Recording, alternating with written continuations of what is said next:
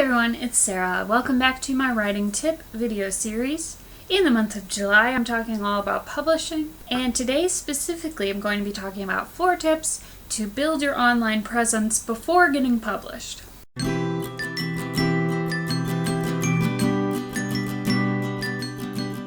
Okay, so can an online presence help you to get published? The short answer is yes, it can. Obviously, this can be kind of more clear-cut for people like, famous YouTubers who have thousands or millions of subscribers. Obviously, it's easier for people like that to get published. But having any sort of online platform is going to be a positive thing. Some agents or publishers might Google you and see if you do have an online platform, see how many Twitter followers you have, to see if there's any interest in your work and your kind of persona online. So it's always a good idea to get your name out there and to build up your online presence. Whether you are self-publishing or traditionally publishing, an online platform, an online presence can only help you. So here are a few tips on how to do that. The first one is to start a YouTube channel. Now, if you're watching this, the chances are you already have some kind of YouTube channel, but even if you don't and you've never done any videos at all, you might want to think about it. Maybe you just start talking about books, maybe you just start talking about writing, maybe you talk about beauty products. Whatever it is, a YouTube channel can get people interested in you and the work that you're doing. YouTube is also a great community, so you can meet a lot of people and talk about things that you like. It's pretty great. The second tip is to start a blog. Now, you can blog about a lot of different things. You can blog about books that you like, you can blog about writing, you can blog about your kind of experiences in life, or blog about events that you go to that are cool. Blog about whatever you want, but if you have a blog that's kind of popular and you can build it up and get people interested and get people reading your blog, that's going to be a good thing for publishers. Also, if you have a blog, that's another area to showcase your writing skills. And blogging is just fun. If you like to write, chances are you would probably like to blog. In addition to having your own blog, read other people's blogs and get involved in other people's writing. Be supportive of other people online. You don't want to just be constantly promoting yourself. You want to be giving people interesting and beneficial content, and you also want to be supporting other people who are putting out the same kind of content. The third tip is to be active on social media.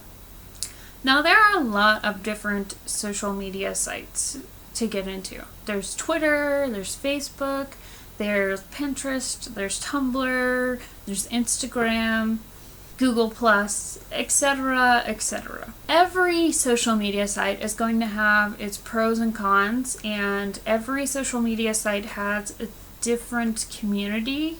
So just kind of play around and see which ones you like the best. I really like Twitter. Yes, I do spend time on Facebook, but I feel like when I want to connect with other writers or music lovers or book lovers, I usually turn to Twitter or YouTube even, sometimes Tumblr. That's just my personal preference.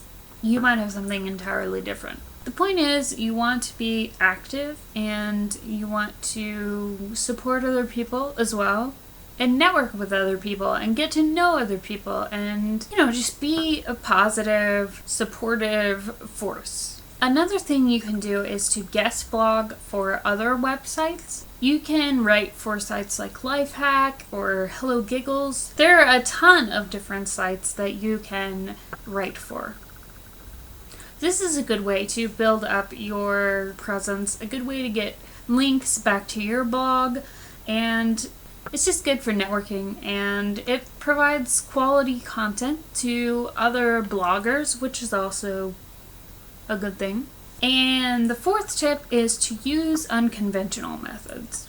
Now, some of these are controversial, but if you write fan fiction, Obviously, there are a lot of authors who have gotten their start with fan fiction. If you post really good fan fiction on fanfiction.net, you can kind of build a following that way, and if you get a lot of people reading your fan fiction and interested in it, you know, some of them might want to read your actual writing.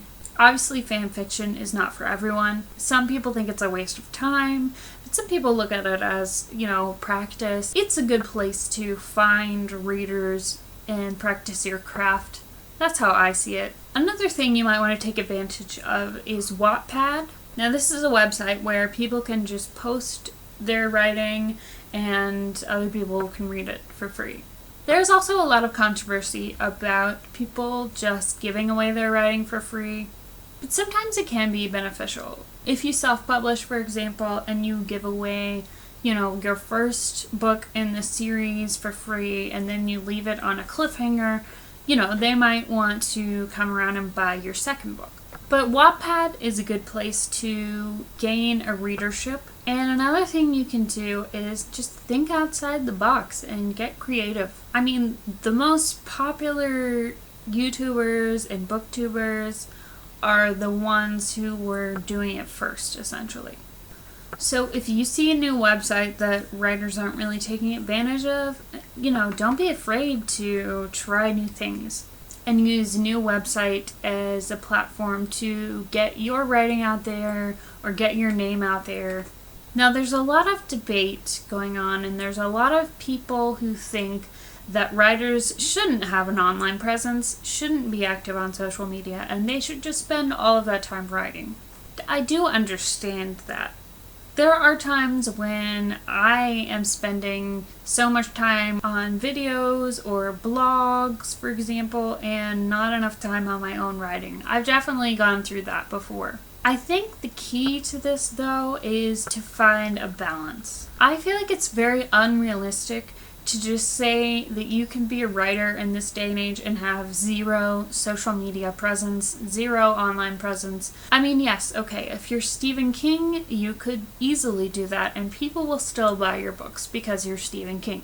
But for most of us who are not Stephen King, just starting out, you know, we need to have an online presence. We need to be active in social media. We need to get our name out there. Sometimes it can just feel like shouting into the void. Sometimes it's overwhelming because there are so many different writers and there's so many different people on the internet, you know, saying, hey, look at me, basically. So I think the key is to just not make your social media a cry for attention, but rather to focus on putting out good content and connecting with other people and supporting other people. Now, you don't want to spend so much time on Twitter, for example, that you're not writing. But I do think there's a balance, and I do think there's a way to still be productive as a writer and also be active on social media.